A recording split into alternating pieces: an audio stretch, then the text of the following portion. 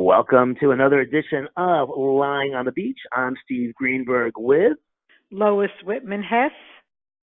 and today we're lying on the beach, but we're also lying in a movie theater because it's all about the Oscars. This coming week is Oscar time, February 9th at, I believe, at 8 o'clock on ABC. We'll all find out who won the Oscars for the films of 2019. And we thought you'd want to hear what Lois and I thought. We're both very big moviegoers. Lois lives in the movie theater. I visit the movie theater often, and we thought we'd give you our take on the movies this year. So are you ready, Lois? You're going to give your picks? I'm ready. The trouble at my age is that who could remember the movies after I've seen three or four after? But I'll do my best. I definitely have opinions. There's no question about it. And it's interesting that when I see a movie and then I suggest it to someone else and they don't like it, I almost have to defriend them in my life. It's a weird feeling because it's almost like a slap in the face. I have the same issue, and I can't understand it. But I try to get over it, but it is an issue when someone doesn't like what I like, and vice versa. Too. If I don't like it and they like it. And by the way, we may make a lot of, we may lose a lot of friends after this podcast. I'm going to be honest. Yeah. But also, I want to point out this is lying on the beach, so the facts aren't really that important here. It's kind of fast and loose. If you have seen the movie, you haven't seen the movie, it doesn't matter. You can still have an opinion, as far as I'm concerned. Absolutely. Absolutely. So we're not going to be held to that. So let's start off with the category, which is called Performance by an Actor in a Leading Role. The nominees are, I'll read the nominees, Antonio Banderas in Pain and Glory, Leonardo DiCaprio in Once Upon a Time in Hollywood, Adam Driver in Marriage Story, Joaquin Phoenix in Joker, and Jonathan Pryce in The Two Popes. Okay, Lois, what's your pick? Okay, so I thought each of these movies were fabulous. Ellie and I spent a lot of time, as you just mentioned before, going to the movies because we saw a lot of these movies over the summer or when a lot of people weren't around and we didn't have commitments.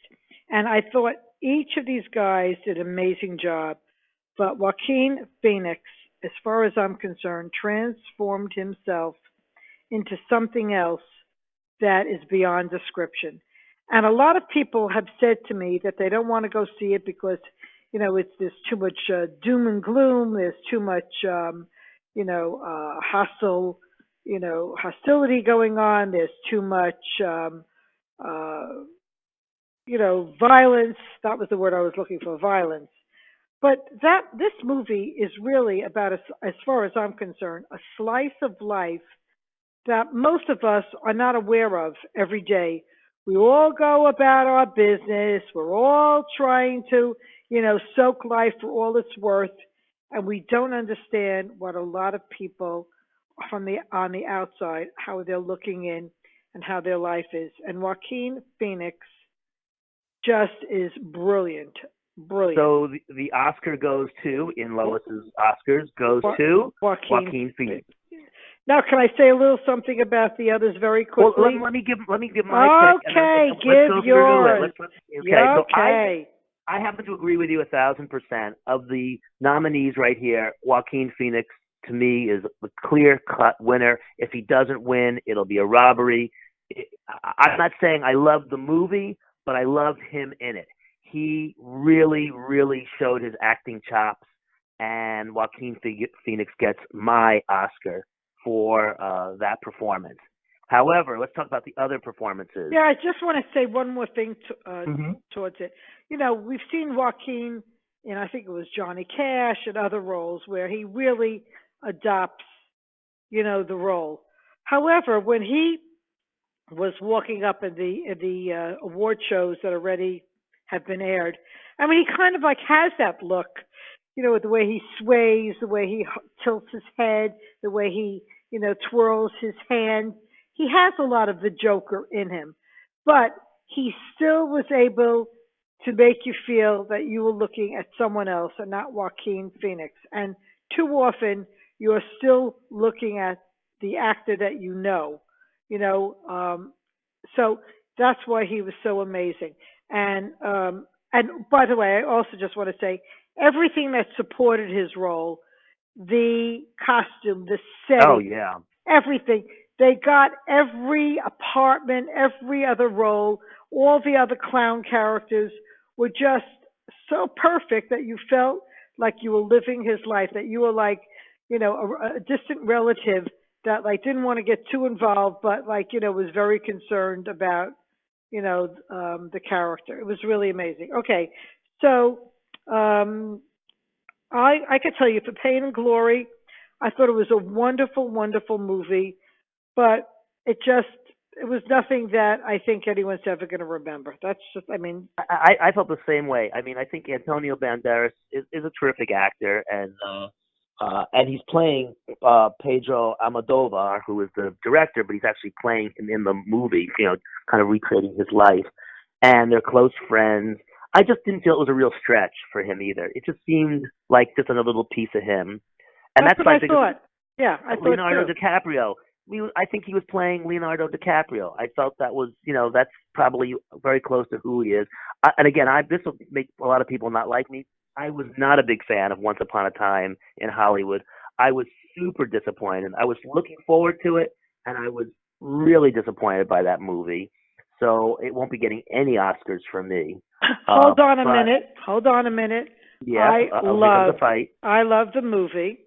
Okay, here we go. I thought the two of them kind of like were the love that we have for the movies. They were the Hollywood stars, even though they may have played themselves a little bit. They brought themselves with their dress and the scenery and everything to way back when in Hollywood.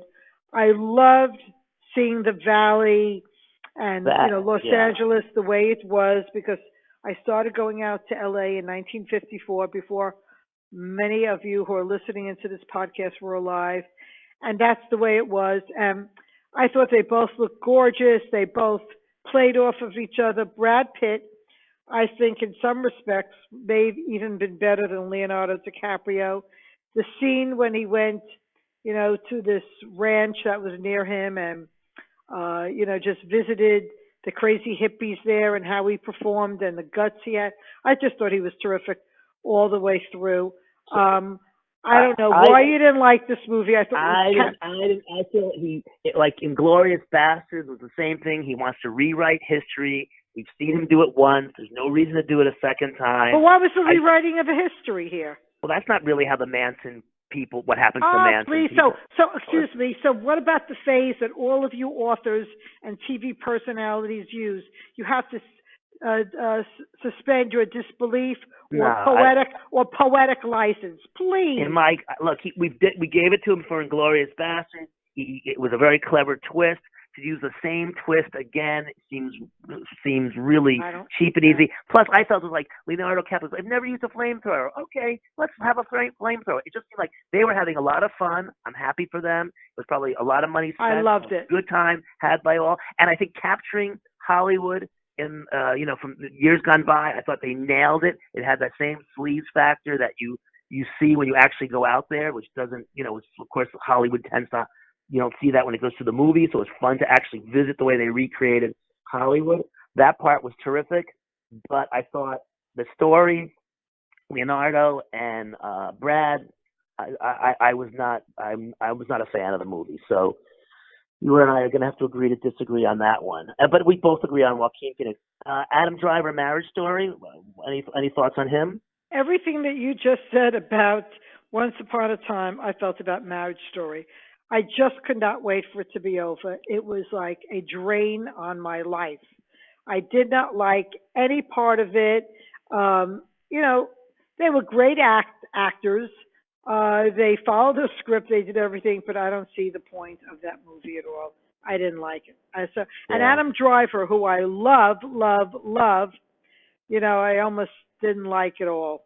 So that's my take on that one. It almost feels like it's trying for an award. Like, we're going to do this very, insightful movie to try and get an award. I don't know. I just didn't feel it didn't do anything for me. Then Jonathan Pryce in The Two Popes. I thought that was a wonderful movie. It was entertaining. It was educational. It opened up you're thinking to yourself during the whole movie, could this be real? Is this what's really going on behind the scenes? I want to know more. What will the future be like? How will things change?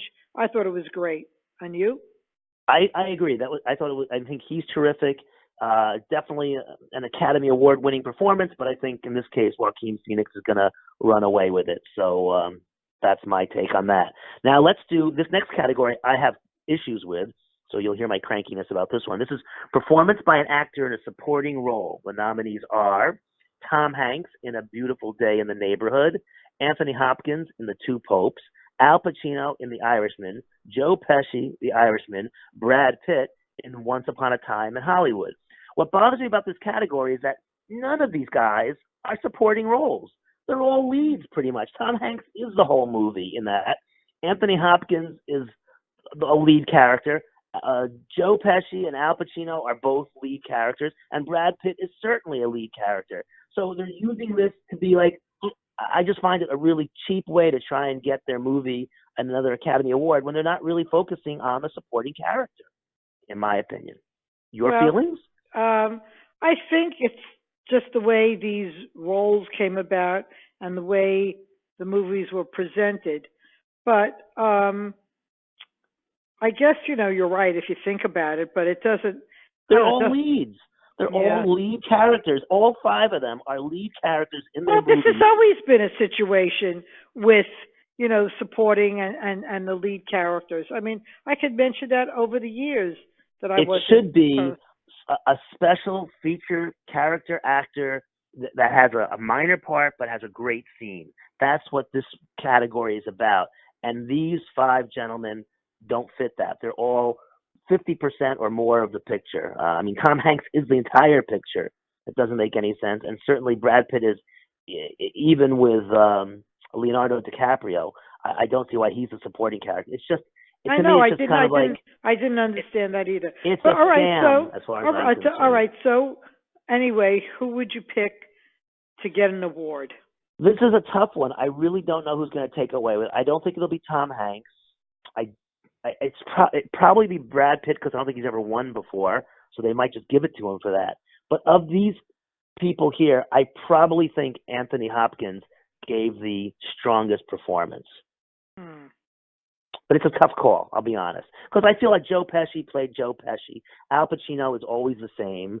Tom Hanks, did create a character, but I have a feeling the Academy won't give it to him. And Brad Pitt was, in my opinion, playing Brad Pitt.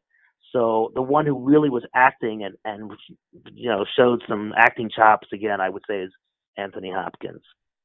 Well, I think you're 100% correct, but I think that the Academy may give it to Brad Pitt because for some reason the world is obsessed with him getting back with Jennifer Aniston, and he has absolutely no interest whatsoever. I think she would go back in exactly 6 seconds, but I'm sick of all these photo ops. Every place I go, online, offline, the stories about them. He's not going back. He's not going back to anyone. He wants to be set free, and it's just so. I think like sometimes people use a hook, to get people interested in another topic, and I think Brad Pitt may be that this year. I know you think I'm crazy because people vote, but I don't know. They love him up there. He brings eyeballs. He was funny at the Golden Globes. I don't know. That's my opinion. But Steve, you also skipped actress in a leading role. No, we're doing that next. Next will be actress and supporting actress. Okay, so performance by an actress in a leading role. The nominees are, and this one's a couple of hard names to pronounce, Cynthia Erivo, Erivio, in Harriet, Scarlett Johansson, Marriage Story. This is a tough one too. Ronan in Little Women. What's her first name? How do you pronounce it? I forgot. Sayorse. Ronan in Little Women. Charlize Theron in Bombshell, and Renee Zellweger in Judy. So Lois, the Oscar goes I'm sure to you agree, Renee Zellweger. We started the movie, and for the first like 10 minutes, I said, "Oh my God, she's no Judy. This is so awful. This is a bad thing. How did they ever pick her? There was so many other actresses that looked like Judy." But then after about 10 minutes, all of a sudden she transforms into Judy. You forget it's Renee. You think you're watching Judy, just like Joaquin with the Joker, and you're just transformed and you're like part of their family. She was amazing. And the last thing I'll say is, amazing as she was, I never saw Little Women, so I can't say about that. But and Harriet, she was excellent too. She It was deserved. excellent. Yeah, excellent. It was great, great, great, great. But I think that Renee Zellweger would get it, but I wouldn't be unhappy if Harriet got it. But Scarlett Johansson, who I am mad about, couldn't stand her in Marriage Story this way. I couldn't stand Adam Driver. And I wasn't that impressed, even though everybody else was, with Charlize Theron in Bombshell. I was.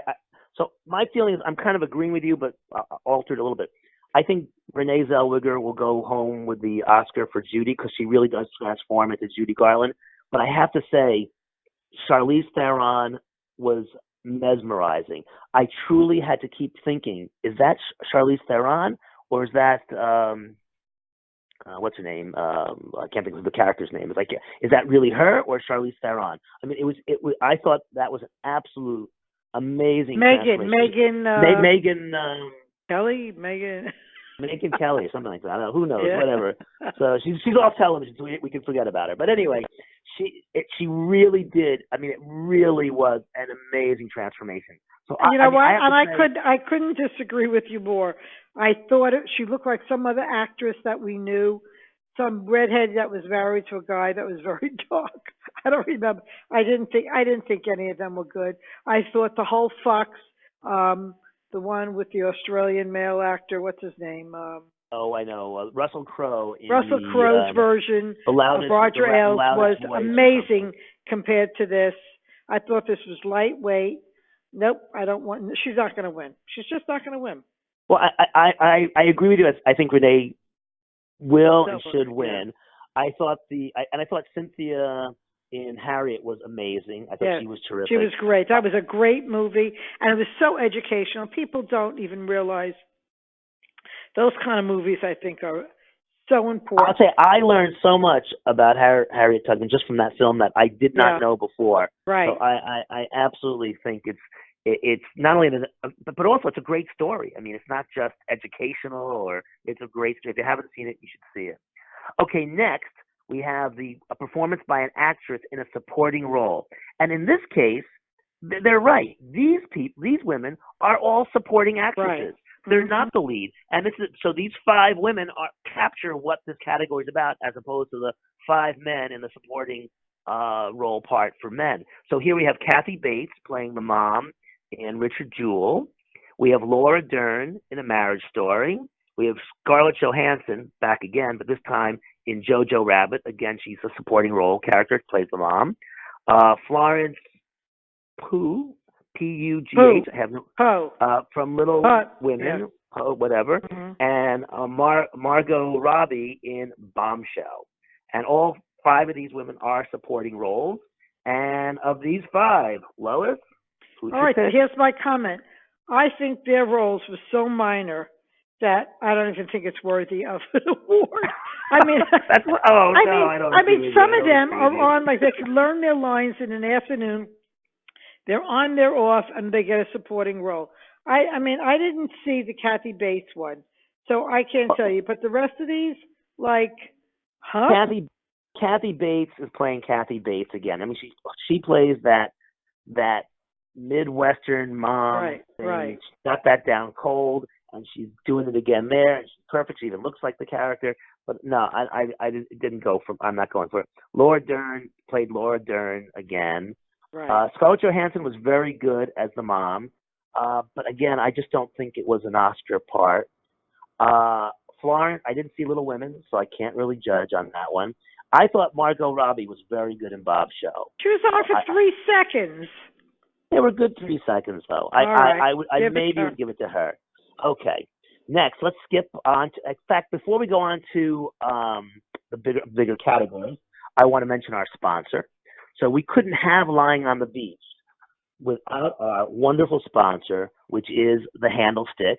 It's a must-have phone accessory that adds stylish jewelry and usability to your smartphone. HANDLstick is first of all, Lois, I know you use it all the time. It's amazing. It attaches directly to the back of your existing smartphone case or the phone. So you don't even need a case, but if you have a case or any case, it'll stick to it. No need to switch cases. The handle utilizes a brace system, allowing the user to slip his or her hands through your fingers through the back part of it and effortlessly grip the phone. Whether you're speaking, texting, or taking selfies, it feels like the phone is floating in your hand. A handle allows for complete one-handed use of your phone, frees up the other hand for multitasking. So it's just, you can also use it as a kickstand, so you can keep your phone in the horizontal or landscape, portrait modes, either way. And because of the way it's constructed, you can still do wireless charging with it. So the charge will go right through the HANDLstick.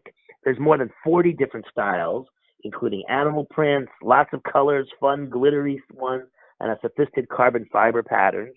The HANDLstick starts at just $10. I mean, it's amazing. And you can check it out at HANDLNewYork.com. And that's Handle, HANDL, New York spelled out, .com. So we want to thank Handle for sponsoring Lying on the Beach. And Lois, what are your thoughts about Handle? Any feedback you want to give? No, I just heard that they can't get enough inventory for how many orders are being placed. That's a great. They're really doing very, very well. They never, projected that they would, do so well immediately. Usually, there's an education time, there's a transition time, there's selling the last 3 feet of the sale time. That didn't happen. They just came back from a trade show in Vegas in January, and the orders are piling in, and they're in a great position, just to be an order taker and not have to sell it. And I've been using it, and I have to tell you, it's sturdy as can be. It's very handsome looking, and it's just like one of those things that you buy that you say to yourself, I'm really enjoying this. Like, you could feel that way about a pair of shoes, and I love handbag. Yeah. And it is like adding jewelry to your phone because it's really pretty. Right. And it's just a pretty accessory that kind of makes your phone stand out from anybody else's. So I think well, Alan Hirsch of Handle really did it big this time. And the price point is amazing. At $10 to $20, you really can't go wrong. So, and by the way, I'll just add the last thing is, even though it has an adhesive and it's on very sturdy, if you wiggle it enough, you could get it off and put another one on, but it's not going to come off. You're not going to be using it and it's just going to slide off. So it's just a magic adhesive that really is perfect for permanent and for temporary. And it's not going to damage your phone or the case you're putting it on, which is so important. And again, that website is Handle, HANDL, NewYork.com. Okay, let's get back to the Academy Awards. We should have background music, Yes.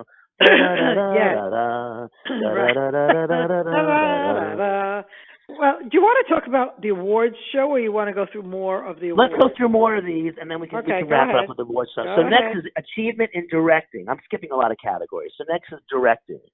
So the ones that are nominated, and again, this is very controversial because a couple were left out. That has caused a lot of angst in Hollywood. Right. But Martin Scorsese for The Irishman, Todd Phillips for Joker, Sam Mendes for 1917, Quentin Tarantino for Once Upon a Time in Hollywood, and Bong Joon-ho for Parasite. So those are the movies those are the directors that are nominated. Now, of course, Little Women, which has got 10 nominees, but yet and including Best Picture, but that woman director, and I cannot think of her name, but I'm sure maybe you can Google it while we're talking. She was not nominated, and everybody's in an uproar over that, as they should be, because there's so few women represented in this category to begin with. Here you've got a Best Picture nomination, and the director is not being included in the mix, which I find really surprising from Hollywood. And there's some other controversies as well. I have a little controversy with Parasite. I don't think Parasite should be nominated in best international movie and in best movie. I just don't think that it should be like if you qualify for one or the other, you should be in one category or the other. But anyway, let's go back to directing. What are your thoughts, Lois? Well, I don't know why Parasite is in there. I have no idea. Did anybody ever explain it? I don't know. It's happened in years gone by where they throw a really good international movie, a foreign film, and then put it into the main mix with our pictures. They think it's a good movie, yeah. But then they also put it into the international film. See, my feeling is if you're going to bump it to this category, if you're going to put it into Best Picture and Best Director, then you can't put it in Best International because you're obviously, moving it to the different category. You can't do both. That's how I feel. But anyway, looking at these, Martin Scorsese, Todd Phillips, Sam Mendes, Quentin Tarantino, and Bong Joon-ho. Which do you think is going to walk away with the Oscar? Which do you think should? Which one do you think will? I think it should be Joker because the whole scene and the way it was directed and the camera angles and how they captured the personality of the guy through the direction of how you looked at him, even in his little apartment to out in the streets. If that was the Bronx, they captured it perfectly the way the Bronx was when we were growing up with all the steps to get up the mountains and the hills there. I thought it was amazing. I don't think it will get it. I don't know. Maybe. Yeah, go ahead. I think I may be wrong, but I have a feeling it'll be a surprise, and Sam Mendes for 1917 will take the Oscar home. And why do you think that? It's an unusual movie from a director's point of view. It's happening. So it's a 2-hour movie that takes place in 2 hours. So it's 2 hours of real time. And in fact, they had to build the set to match the script because the characters had to go from point A to B to C to D in the exact time it takes. And they have to hit their lines and their interactions just as it would happen within the same 2 hours. So it's such a kind of almost an algorithm of math to make it all work out that I think it deserves like a special.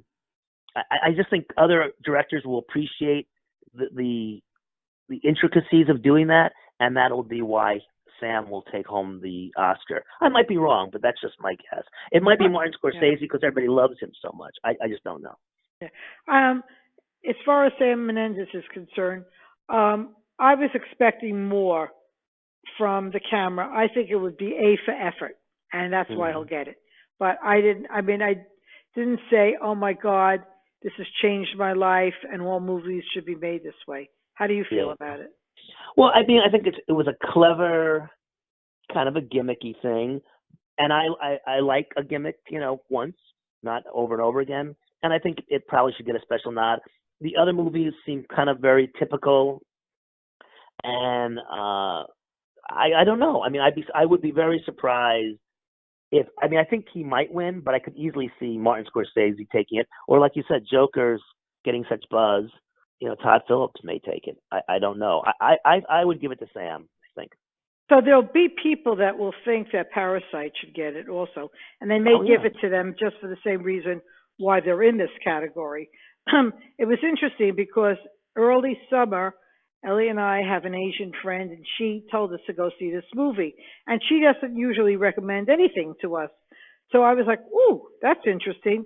So when I saw it come out in Miami, which doesn't get the movies, firsthand right away, sometimes, I said, oh my God, it's here. We got to go see it. So Ellie and I were really one of the first people that I know that saw this movie early on. And it was a very good movie, but I think it got more PR than it deserves. It was interesting. It was fun. It was, it wasn't like your typical movie, but I don't think it was brilliant. There are people that will be so angry at me. It just wasn't anything extraordinary other than it was an Asian movie. And you didn't see any, it was a blur of where they could have been American, they could have been European, they could been Asian. For that sense, I thought it was so well done that it made me feel like I was an international person that didn't feel any boundaries and borders. I was very happy about that. But I don't know. I mean, there was one fabulous sex scene in there, and that's all I can remember. The rest of it was like crazy. Okay. I thought the guy, Okay. I think the husband, with his sexual abilities of what he could do for a woman, he should give a how-to, you know, sex tape, and I think that would do very well, and I could do the PR for it. But other than that, it was great. I mean, it was okay, but not great. Parasite 2, the sex tape. I like Yes, that. Parasite too. Okay. It's already. I'm sure the bigwigs are already having lunch about it in Hollywood. I'm sure. Okay, next. I mean, we're going to skip past documentary because you saw American Factory, correct? Did I see American Factory? Yes, I did. Excellent. Yeah, I think that's excellent. That was excellent, great. and that's gotten rave reviews. My guess is it's going to be the runaway winner, but the other ones are The Cave, Edge of Democracy, For Sama, and Honeyland. And I don't know I can't speak on this topic, so we're going to move on. No, wait a second. I do want to say something. If there are any Trumpsters listening to this podcast, American Factory, I mean, again, we all go about our lives. We all try to do the best we can. Even the people, you know, that don't achieve their dreams, they still lead, you know, somewhat of a decent life. When you see American Factory and you understand what's going on in the interiors of the United States, it's quite frightening. And it just lets you, and it's like some people have blinders on. Some people think this current administration is curing what American Factory is all about, and that this administration is not. What is curing the Midwest, as far as I'm concerned, is normal evolution and you know, being cyclical. But it's, you know, we are unaware, you know, on the exteriors of the United States, how many factories are closing, what's happening to these people, how they get back up in action, and what happens, you know, to all of these people that just, you know, can't be entrepreneurs. They are who they are, and Right. this administration is not helping them at all. It's pitiful, actually, when you watch this. You know, I could say so much more, but that's just my opinion about it. I think it's worth, everyone should see this to understand, you know, what happened in Dayton, Ohio. And my guess is that same buzz and sentiment is going to make that movie take home an Oscar, and maybe it'll get more people to watch it because it does get the Oscar. Oh, by the way, that's right. This is Michelle and Barack Obama's. Well, they're the investors. I'm not quite sure how they get connected because they say they have a production company, but they're not really producing. Their names aren't listed, so if you look at the official list, I know who they're would pick not. up the Oscar, their names are not on it. Well, so because this is the way they out. operate. But the husband and wife team, or the partners, or their brother and sister, they're very, very talented, and they captured the essence of life. You know, when you work for someone else, not in a senior position. I mean, it's scary. So anyway, you should go see it. Okay. Okay, now comes our last category. The best motion picture of the year. And the nominees are Ford versus Ferrari, The Irishman, Jojo Rabbit, Joker, Little Women, Marriage Story, 1917, Once Upon a Time in Hollywood, and Parasite. So, Lois, those are the nominees. No, I'd like you to go first. Oh, putting me on the pressure here. So, I think, you know, I mean, I didn't see Ford versus Ferrari, so I don't know what that was good. But again, it doesn't have too many other nominees behind it, so I'm sure it won't win. I have a feeling. This is a really tough one. I really think it might be the Joker. I don't know why. I don't, and I mean, it has, you know, there's something about that movie that I think is most memorable. It kind of sticks in your head. It might be 1917 that takes it. I don't think it'll be Parasite. Parasite will win in its category under international film, but it won't win under Best Picture in the big category, in my opinion. Marriage Story, I don't see winning. Little Women, the fact that the director wasn't nominated as Best Director is usually a very bad sign for it winning Best Picture. Jojo Rabbit is such a interesting little movie, and basically seeing what Nazis are like from the eyes of a 10-year-old during World War II is absolutely very clever. It's almost like it's inside his head, and it's very different than any other movie up there. That might be an unexpected surprise win. And the Irishman is a classic take home the Oscar kind of award. It's got all the big names, the big director, big movie. So the Irishman might take it because it's a classic Oscar winning type movie. But despite what I just said, I think the Joker might take it. Those are my thoughts. Lois, what do you think? Well, I think the only thing that comes to mind is whatever gets the nomination, I'm going to feel upset about because I liked so many different movies for so many different reasons.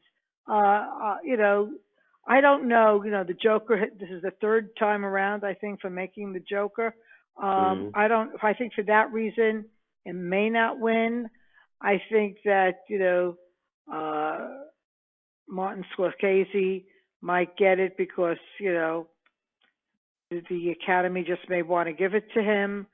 I'm not sure. I mean, I don't know. I mean, it could be any of them. I just feel like this is going to be a pit in my stomach. Even when they win, I'm going to feel very bad for the others. It's just like, even though the Joker was outstanding, um, people vote in weird ways. I don't know.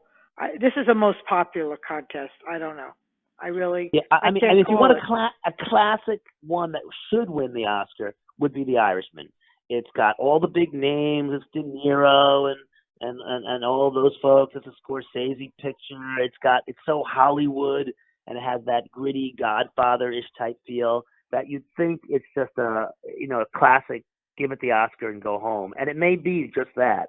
Old school Hollywood, I'm sure, is going to be all for it. Jojo Rabbit is this little tiny picture which again is inside the brain of a 10-year-old, and it's kind of a fantasy comedy drama about Nazis and how a 10-year-old sees a Nazi. So it's very interesting. But the Joker is sort of like a hybrid. It's sort of a big Hollywood picture, but it also is kind of weird and counterculture at the same time. I don't know. It'll be an interesting to see who actually does take home the Oscar. Right. It's going to be an interesting night. But Absolutely. Yeah. I hope that they do the awards where they focus on the movies and a lot of the entertainment or the silly jokes. I think just takes away from the awards. I Well, don't there's know. A no lot of host. people. There's no Yeah. host, so Yeah, I there know. won't be a monologue. There'll be some opening number, I'm sure, and then each of the nominated songs will have someone sing it, which is kind of nice to mix into a show. And it'll go on forever. But it's usually good. I usually like it because I've seen so many of the movies, so it's usually kind of a treat for me. But we'll find out the answers on February 9th on ABC TV. And do we have anything more to say on this? No, I think that's a wrap. I think it's a wrap too. So once again, let us thank our sponsor. Thank you again to HANDLstick for making Lying on the Beach possible. Remember, it's the must-have phone accessory that adds stylish jewelry and usability to your smartphone. And once again, I am Steve Greenberg with Lois Whitman-Hess. and we have been Lying on the Beach. So long, Bye everybody. bye. See you in the movies.